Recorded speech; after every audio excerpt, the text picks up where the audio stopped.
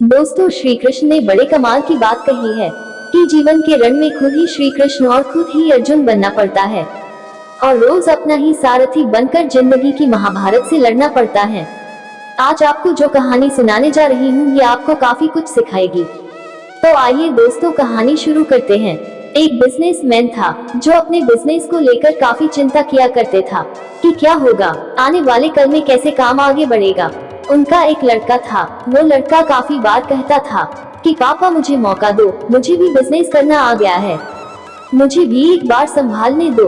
लेकिन वो व्यक्ति अपने बेटे को कभी मौका नहीं देता था। एक दिन इस बिजनेसमैन को दिल का दौरा पड़ा।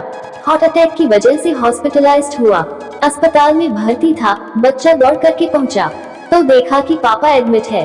डॉक्टर्स ने कहा कि अब थोड़ा पहले से ठीक है, धीरे धीरे रिकवर होंगे। इस लड़के ने अपने दोस्त को कॉल किया कि भाई आजा, मेरे पापा एडमिट है।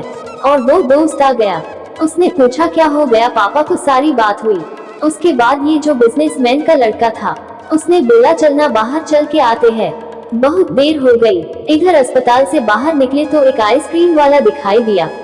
बिजनेसमैन के लड़के ने कहा कि भाई आजा, आइसक्रीम खाते हैं। वो लड़का चौंक गया। जो दोस्त था कि यार क्या पागल है, पता ना क्या चल रहा है, पापा अंदर भर्ती हैं, यह बाहर आइसक्रीम खरीदी के खा रहा है। उसके बाद वह आइसक्रीम खाने लगे तो वो जो दोस्त था उससे रहा नहीं गया। उसने पूछ लिया इस लड़क से कि भाई समझ नहीं आ रहा है, तुम्हारे बिजनेस का क्या होगा।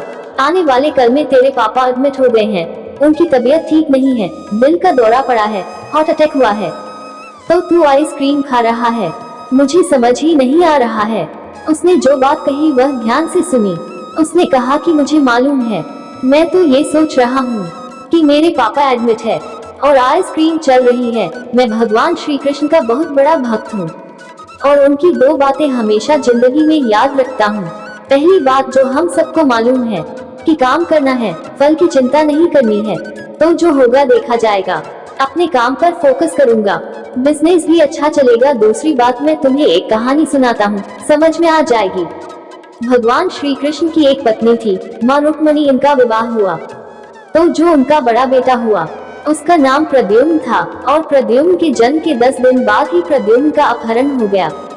छोटे बच्चे की माँ रुक्मणी नाराज रहने लगी, उदास रहने लगी। क्या हो गया है? भगवान श्री कृष्ण कहते थे कि चिंता मत करो, प्रद्युम्न ठीक होगा, जहाँ भी होगा तुम स्वस्थ रहा करो, मस्त रहा करो। लेकिन इसी चिंता में रुक्मणी जी के साल बीतते गए। 18 साल के बाद में प्रद्युम्न की वापसी हुई और जब प्रद्युम्न द्वारका वापस आए तो उनके साथ में उनकी पत्नी मायावती थी।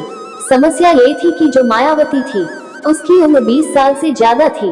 प्रद्युम्न से माँ रुक्मणी पहले तो खुश हुई, मेरा बच्चा आ गया, फिर दुखी हुई कि इतनी बड़ी लड़की से शादी करके आ गया। भगवान श्री कृष्ण के पास गई और कहने लगी कि क्या हो गया है।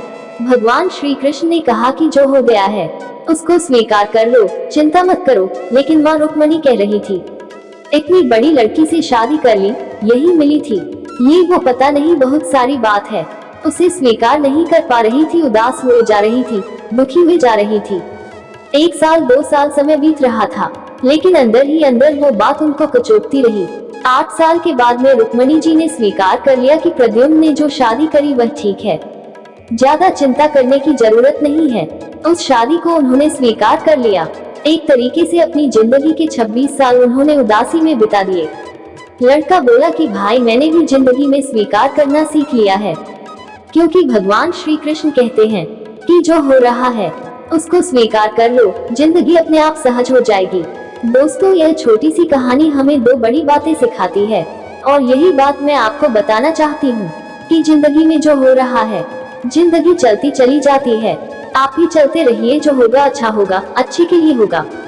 एक बार फिर से कहना चाहती हूँ, ऊपर वाले के आशीर्वाद के साथ, अपने सच्चे प्यार के साथ, अपनों के प्यार के साथ, एक बार फिर से वही बात जो अक्सर कहती हूँ, कर दिखाओ कुछ ऐसा कि दुनिया करना चाहे आपके जैसा। तो दोस्तों, कैसी लगी आपको ये कहानी? अगर अच्छी लगी हो तो चैनल को सब्सक्राइब करके बेल आइकन को प्रेस करें। धन्यवाद।